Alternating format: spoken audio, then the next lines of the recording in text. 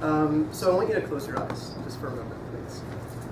And while I sort of race around the room stealing the money out of your wallets and purses, I want you to think about what it would be like to grow up without access to books and the internet.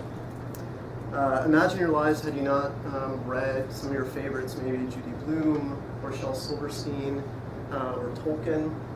Me, I can't really imagine growing up not having read Douglas Adams' The Hitchhiker's Guide to the Galaxy. And while your eyes are still closed, I want you to think about and imagine something further.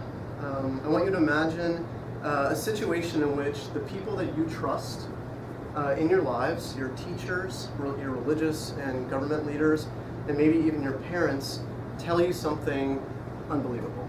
They tell you that your neighbors are conspiring to kill you, and so you should preemptively kill them.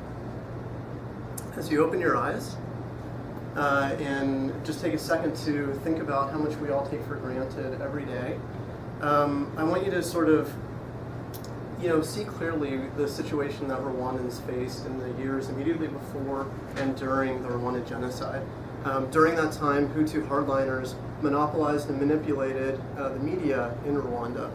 Radio, television, Libre de Mille, also known as Hate Radio and Radio Rwanda, as well as the major newspaper, Kungura, were voices of extremism that incited the genocide. And they also helped orchestrate the genocide by distributing information about the specific individuals who were targeted and even where they were hiding or fleeing to. And so about 13 years ago, I started traveling to Rwanda first, at least initially on assignment for the United States government.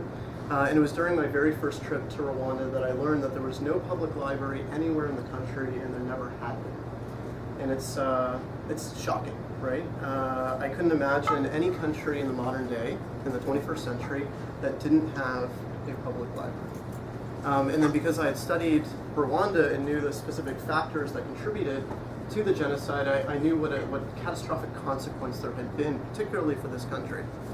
And so I decided, sort of, I guess on a whim, to, once I got back to the United States, here to DC, to gather together supporters to pursue this initiative.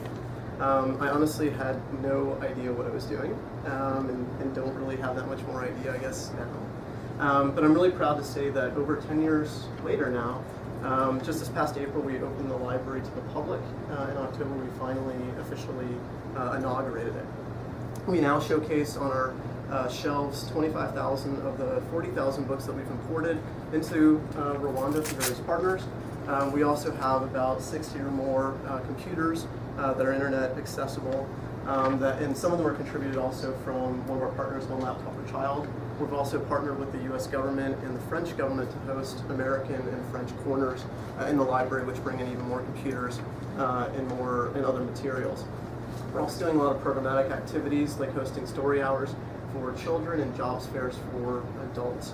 And then most recently, we've become the cornerstone of the Rwandan government's new campaign called the Rwanda Library Services, which is promoting literacy, literature, and libraries throughout the country.